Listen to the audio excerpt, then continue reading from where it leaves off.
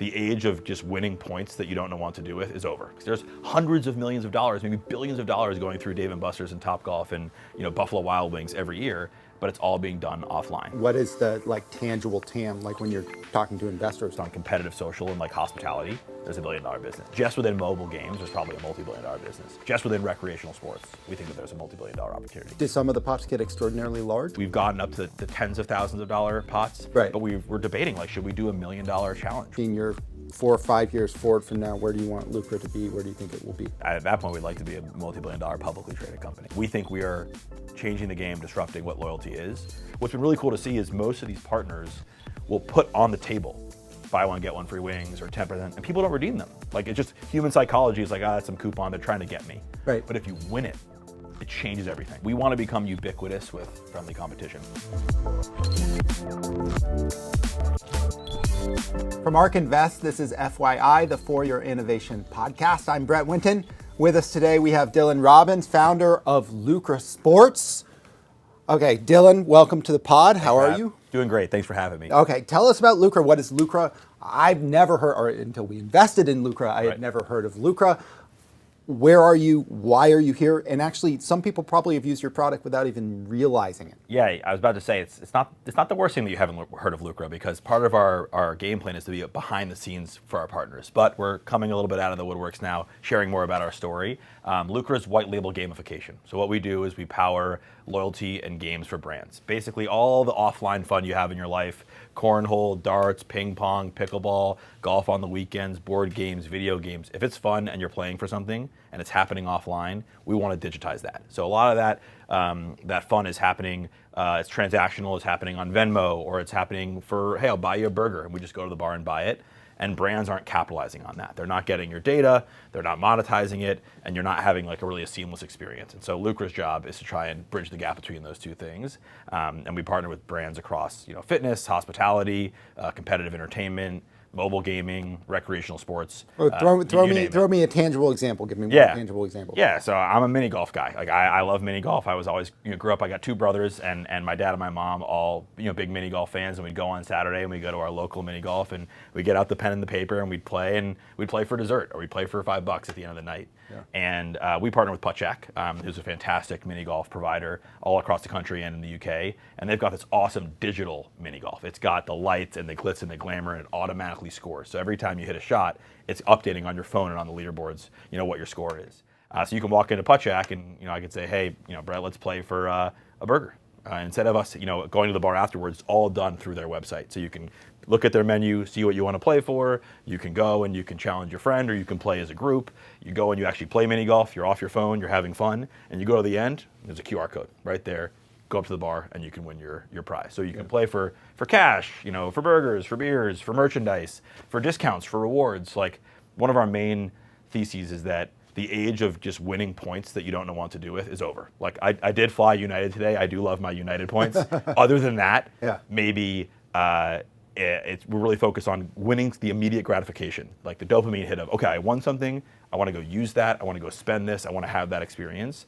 So we're trying to really hit on those trends in the market. See, so you have a number of partnerships now, but surely this is not the original vision you had when you started. When did Lucra start? Tell us how the vision has evolved and where you're at now. I think it's a great entrepreneurial story of how, where you get to, 5 years later is really nothing like where we started. I think it's been a really interesting adaptation of a really similar hypothesis, but a different strategy. So Lucra started back in 2021 when I was at Stanford Business School.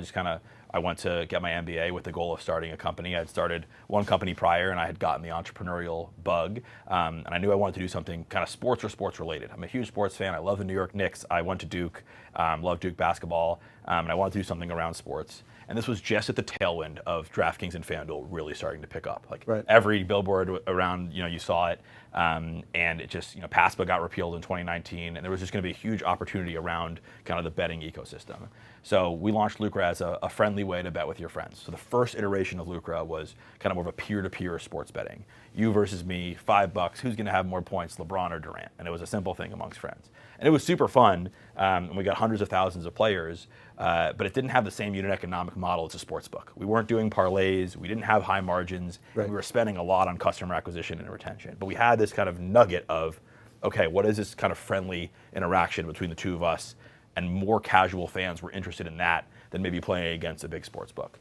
The next iteration came, we surveyed 3,000 customers, and I always push my friends that are founded, like, ask your customers everything because they know best. And the overwhelming feedback on what they wanted was, hey, we're challenging each other on other things, not just sports. Right. We're going to the bar, we're playing board games, we're playing video games, we're going to Dave & Buster's, right? We're doing these things. What about having something like that on Lucra? So we said, okay, that's interesting. Let's add what we called recreational games.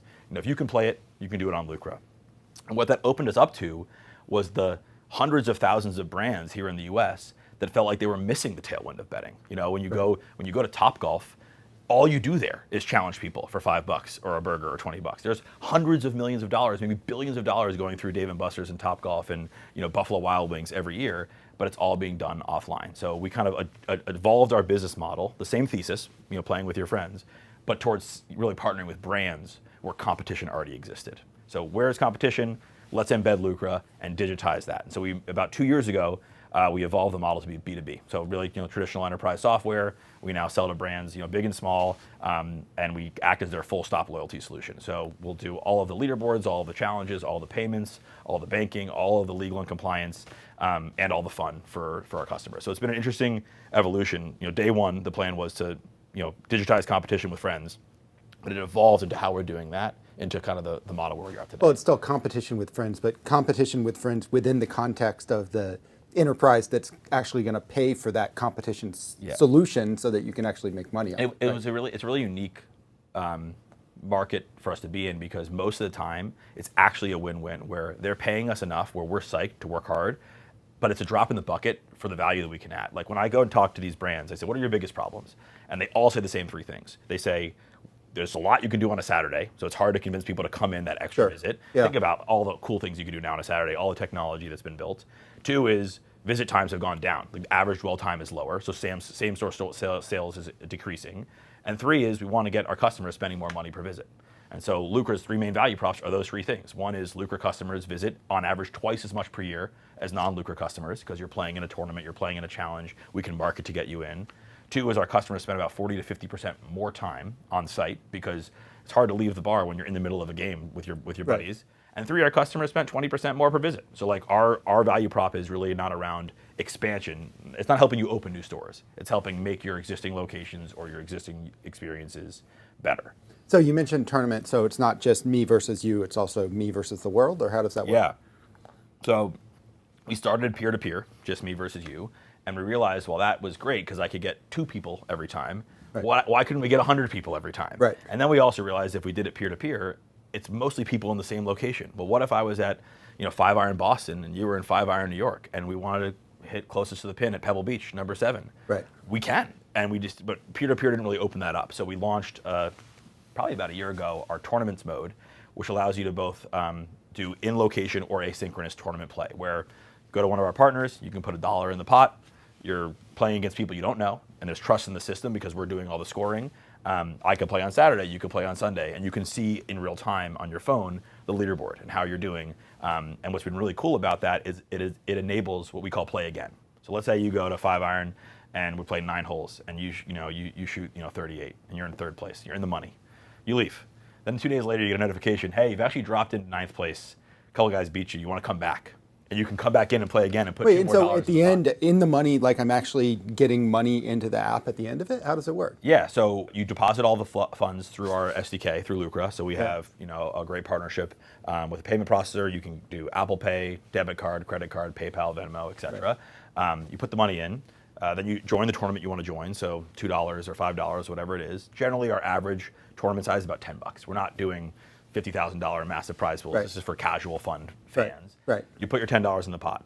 You put yours in, I put mine in, my wife put hers in.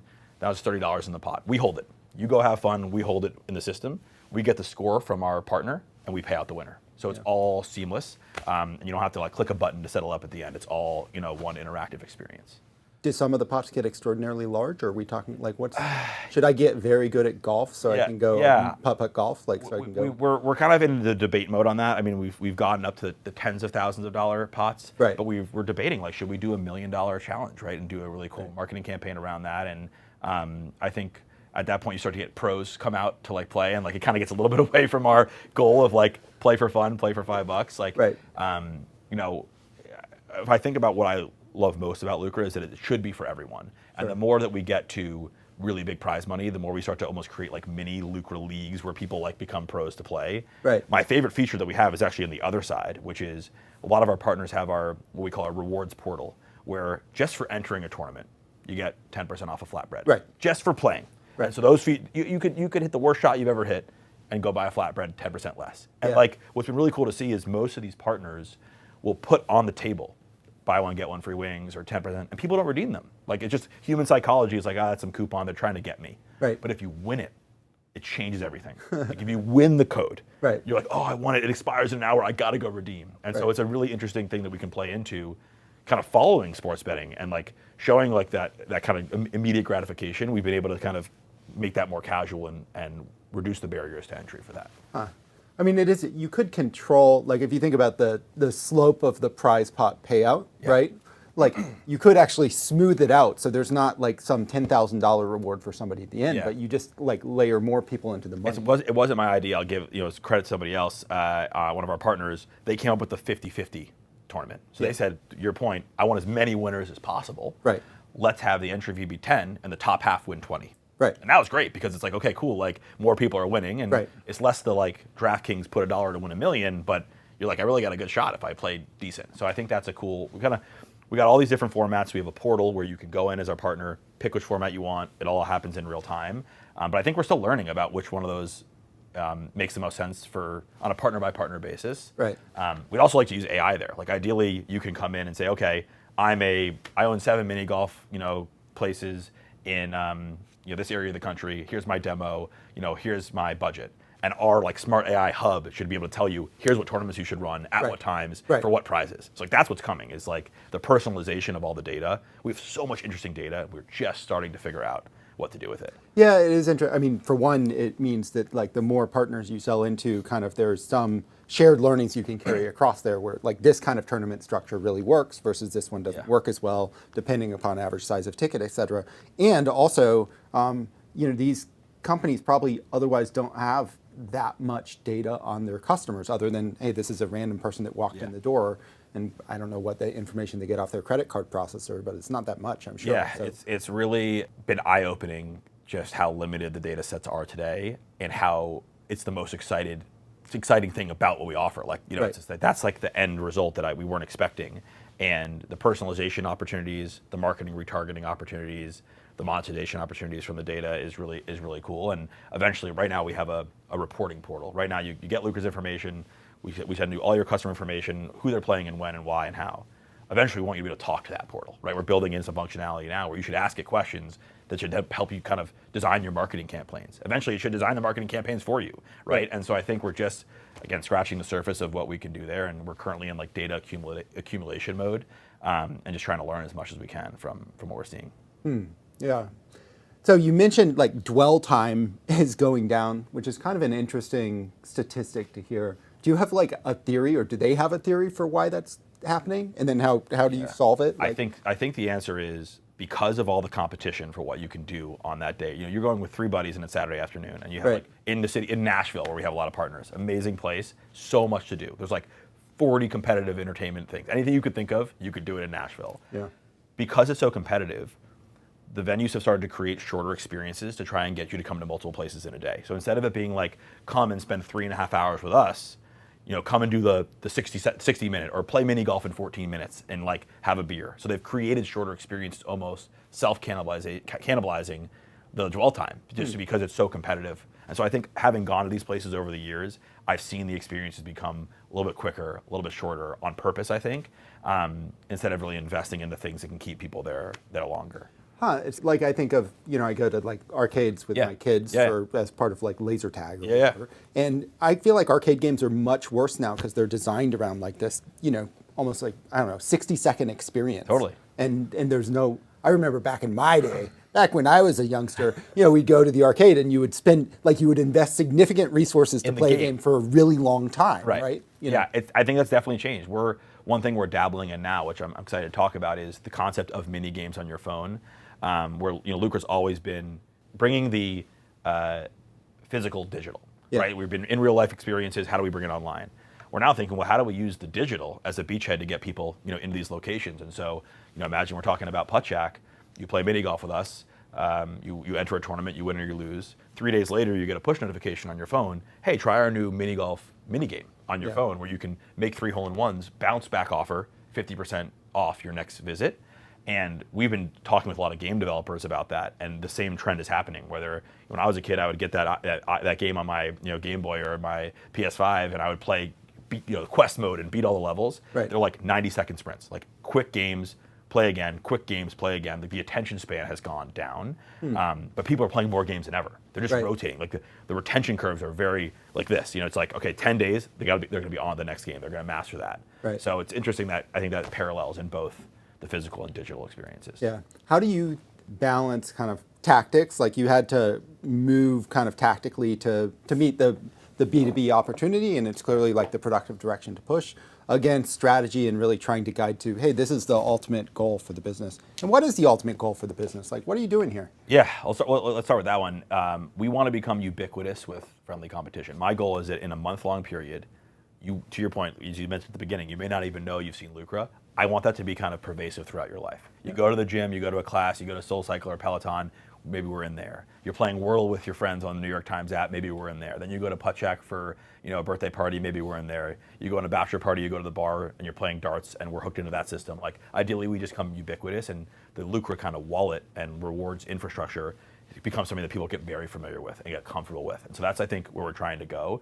To your point, it's been a big strategic shift to say, okay, well, what's the fastest way to get there and the most capital efficient way to get there? As our investors, obviously we talk a lot about around, the capital investment to grow that business D2C in this market with all that's going on and the really cool stuff in predictions and sports betting is almost insurmountable. Right. Versus if we can almost Trojan horse our way in there with these amazing B2B partners who have massive marketing budgets and huge brands that they've spent a fortune to build, and we can just, we can power that. That seems like the right strategic way for us to go. And it's a much healthier unit economic model for our business. It allows us to stay leaner, hire less people, invest less money in marketing.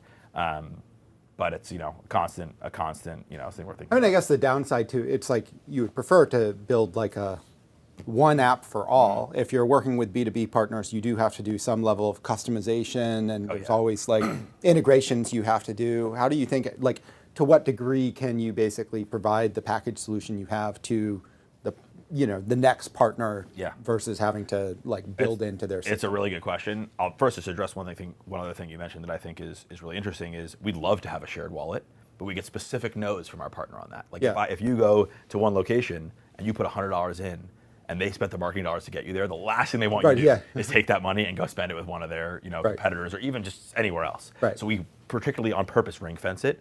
What I'm working on is over time, I want to convince the partners with the data that we have, it's actually worth it, net positive, to let that be shared. Because we can drive people in based off what they want at that time. The money will go out, but it'll come back. So I think that's where we would like to get to.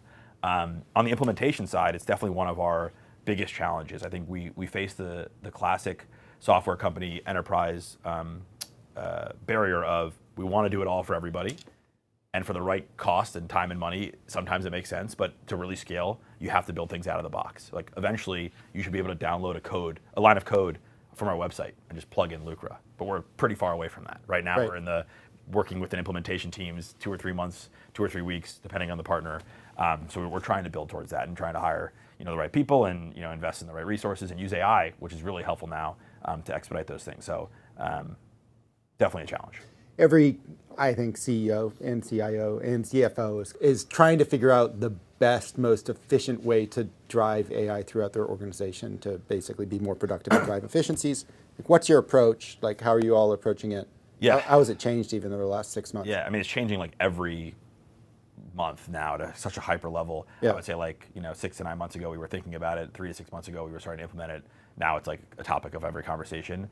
I think a big win for us is we identified early on, we are not an AI native company. Sure. Let's not try to be one, right? Let's partner with the best and the brightest there and learn and hire some good people. But I think it's like we're almost in a lot of ways kind of the anti-AI. We're the flood back to community. We're the flood back to interaction. Right. But how do we use AI in our business? So obviously we're doing all the things around, we have the enterprise Claude, package. We're using it in our, Claude and Cowork and using it in our code. But more importantly, we're trying to figure out, okay, what are the things that we can do that enable our partners to use our technology faster? Things like our portal, making it more approachable and, AI driven. Our reporting and our marketing.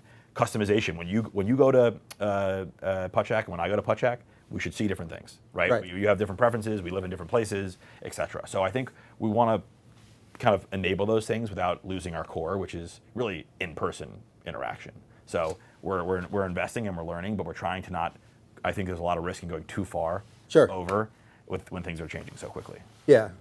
I mean, I think you have to stay certainly agile to some degree, and also recognizing, as you said, it's kind of like the core value proposition. Sticking a chat interface in front of everything is not going to be the solution that people are actually looking for. Right. How do you think about in some ways it's like, hey, this is interesting, but it seems like how many of these businesses can there possibly be that are out there that are interesting? Yeah. How do you think about that? Great question. Some questions we got from investors during our fundraise, so I'm very familiar with this one. I think it depends on our price point. So right now, we're, I think, in the upper end of the market. There's probably thousands of companies that can pay a couple $100,000 a year that really need a loyalty program, right? Whether it's kind of competitive entertainment or within fitness companies or mobile game companies or bigger recreational sports providers. But these are folks that don't have one location. They have 5, 6, 10, 20, 30, 50, 200. As we're able to make our product more efficient and make it more out of the box, we want to bring our price point down, right? If we can start charging 25 to 50 grand a year instead of 200, it 10x's the market size. I was at the PGA show in Orlando in January, and I probably spoke to 100 golf course operators who were like, I love this. People love to compete on golf. 80% of people who play golf do it. But they're like, I don't have a tech guy. I got a pro shop, but people want this. Every time I go to the first tee, I'm hearing it. Like, how do we do this? And it's like, well, okay, not today, but one day, right? And I'm like, how much can you pay? They're like, a couple grand a month, right? So if we can get the efficiency for the implementation and the tech easiness there, I think we can even further expand our TAM. And what's cool about the broader TAM is it's literally anywhere you can compete. Like everyone that I talk to, I'm like, what's your thing, right? And we probably have a fit there. Some people say I'm great at ping pong. I'm like, great, we can partner with Spin, the ping pong company. Some people say board games, which is exploding now on mobile and digital board game spaces. So there's always something for somebody, and the harder part is trying to figure out how to keep the product, to your point, not so differentiated across all those different things. So we get ourselves in trouble that way. Right.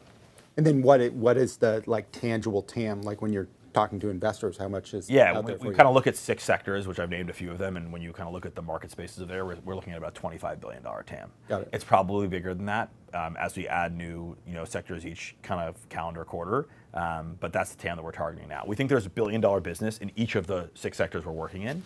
If we just focused on competitive social and like hospitality, there's $1 billion business. Just within mobile games, there's probably a multi-billion dollar business. Just within recreational sports, we think that there's a multi-billion dollar opportunity. So our big challenge, especially with you can tell I'm a New York talk fast, walk fast. I move fast and try not to move us too fast in too many different directions. Like that's one of my biggest vulnerabilities that I've realized is you can definitely do too much. Right. And so trying to look at that big opportunity, acknowledge it, test things there, but try to stay in our lanes that we're seeing already proven success. Yeah.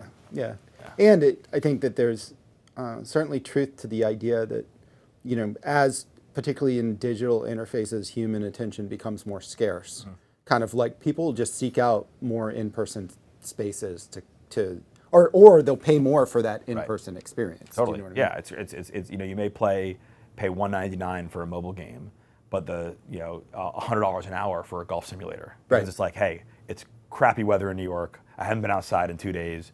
I'll go pay $100 an hour for 2 hours, and like New York City prices for a beer. Right. Just to be with my buddies for 2 hours. Right. Like me and my friend, I live in New York City. We look forward to those. Like every other week, we'll go to the sim in the winter, just hit balls for 2 hours and like talk shop, and like that's like a big win.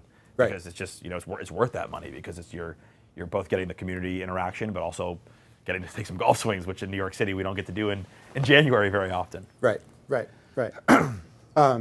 So if you fast forward, I give you a time machine, you're 4 or 5 years forward from now, where do you want Lucra to be? Where do you think it will be?